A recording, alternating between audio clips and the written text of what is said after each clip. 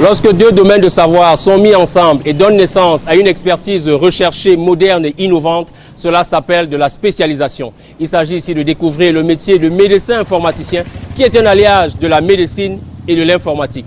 Le docteur Georges Bédian est l'un des spécialistes de la médecine informatique au Cameroun. Il nous fait la description de ce métier dans cette édition de Carrière. Suivons attentivement.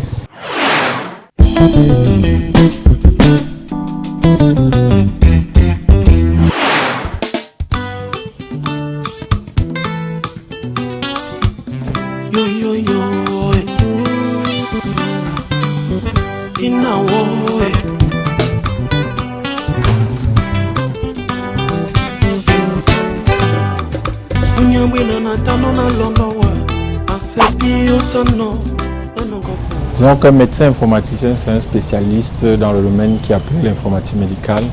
L'informatique médicale étant une science qui traite de l'information biomédicale essentiellement, mais surtout dans l'idée de pouvoir apporter une contribution efficace à la résolution des problèmes de santé. Donc un médecin informaticien, c'est donc celui qui, tous les jours, réfléchit à comment utiliser le potentiel que regorgent les technologies de l'information pour pouvoir résoudre ces problèmes-là. Donc ça passe par des applications dans le domaine des soins, dans le domaine de la recherche, et puis également dans le domaine de l'enseignement, parce qu'il est question aussi de former des générations futures.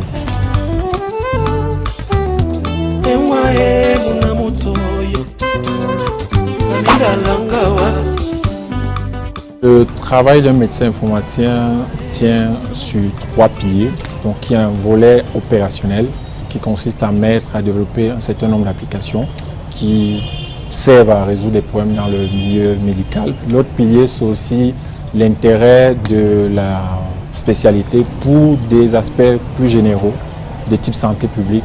Comment utiliser par exemple ce potentiel pour faire de la surveillance des maladies. Et puis de l'autre côté, il y a aussi l'aspect recherche avec l'idée de pouvoir identifier de nouveaux secteurs, réfléchir à comment est-ce qu'on peut présenter les choses différemment, apporter des solutions aux problèmes qui sont observés dans notre système de santé.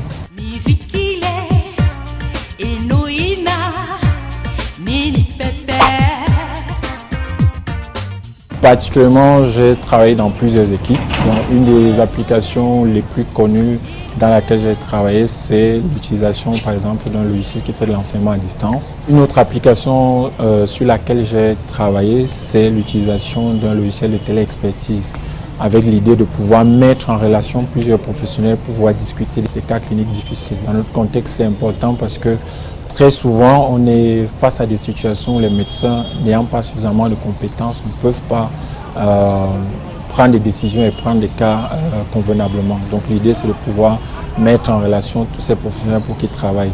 Et puis un des projets récents sur lesquels j'ai travaillé, c'est celui de la mise en place d'un dossier patient électronique à la maternité de l'hôpital central, où là, l'idée, c'est de pouvoir stocker de manière permanente ces informations-là, de manière à ce que les patients, lorsqu'elles sont revues par les différents acteurs, les différents prestataires de soins, que ces informations puissent être retrouvées et mises à disposition en temps opportun et au lieu où il faut.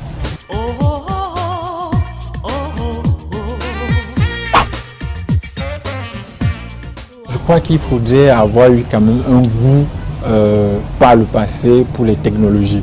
Moi, en l'occurrence, c'est une ambition que j'avais de pouvoir être ingénieur, mais à l'époque quand même dans le domaine du génie civil. Et puis progressivement avec le temps, je me suis posé la question de comment est-ce que je pouvais concilier ce métier que j'avais appris là, qui est la médecine, avec autre chose. En plus de cela, il faudrait par exemple avoir développé une certaine passion pour quelque chose de novateur dans ce sens.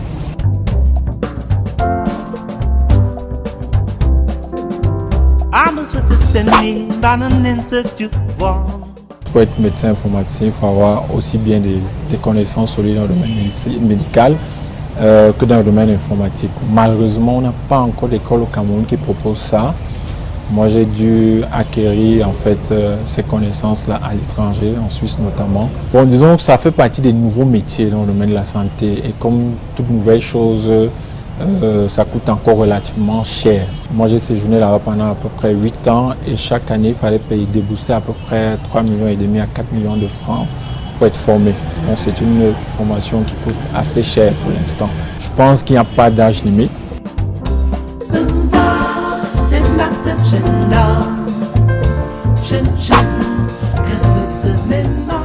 faut être passionné, il faut avoir le goût de l'innovation parce que c'est un domaine où rien n'est acquis. On traite très souvent des problématiques qui sont un peu nouvelles, où il faut chaque fois venir avec une solution nouvelle pour résoudre un problème.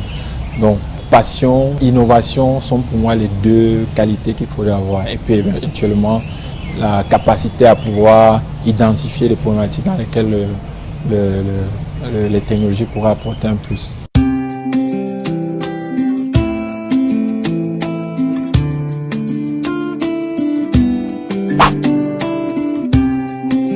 C'est un métier qui est à cheval entre deux spécialités et qui réunit plus ou moins les contraintes des deux milieux. Donc par exemple, la contrainte qui est liée au domaine médical, c'est que vous savez, il faut être présent. Hein. Il faut être également patient parce que des fois, pour mettre en place une application, ça prend du temps. Et puis également, toutes ces contraintes un peu infrastructurelles, là, surtout dans notre milieu où tout ce qui est technologie, infrastructure pour le développement des technologies n'est pas assez mature. Donc il y a pas mal de contraintes qu'il faut satisfaire, notamment Internet, toute l'infrastructure matérielle qu'il faut avoir, ça demande des serveurs, ça demande aussi beaucoup d'argent. Donc ça c'est même d'ailleurs une contrainte majeure, hein, les finances. Pour pouvoir exercer le métier d'informaticien médical par exemple dans un hôpital, le prérequis c'est avoir de l'infrastructure.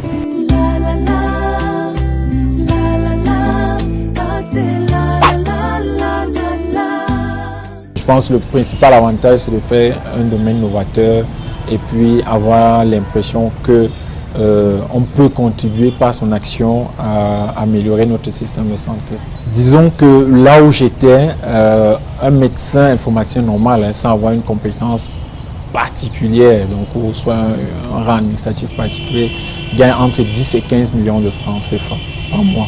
À côté de ça, il y a la possibilité de piloter pas mal de projets de recherche qui s'évaluent en millions d'euros très souvent. Donc du coup, si on a une casquette de chercheur et étant informaticien médical, travaillant dans un hôpital, on gagne très bien sa vie parce qu'on arrive à lier les deux opportunités.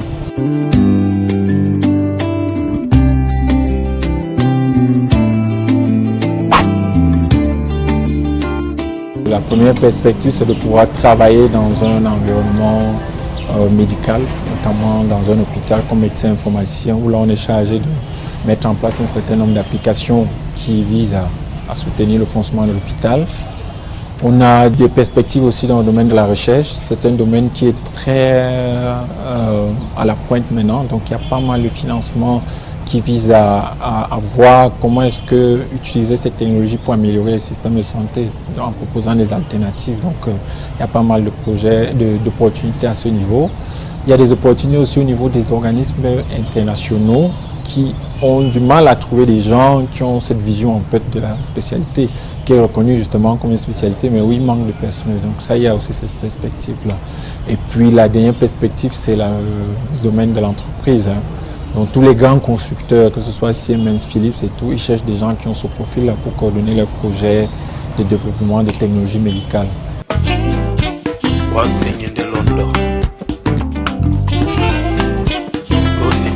Je pense que ce qui est important, et c'est le conseil que je peux donner à nos jeunes pour pouvoir travailler dans ce domaine, c'est de pouvoir rêver. Très souvent, on a l'habitude de vouloir choisir des métiers qui sont déjà tout tracés, mais l'informatique médicale, c'est quelque chose de passionnant qu'à travers ce domaine-là, on peut rêver, on peut innover, on peut proposer de nouvelles solutions, on peut faire un certain nombre de choses.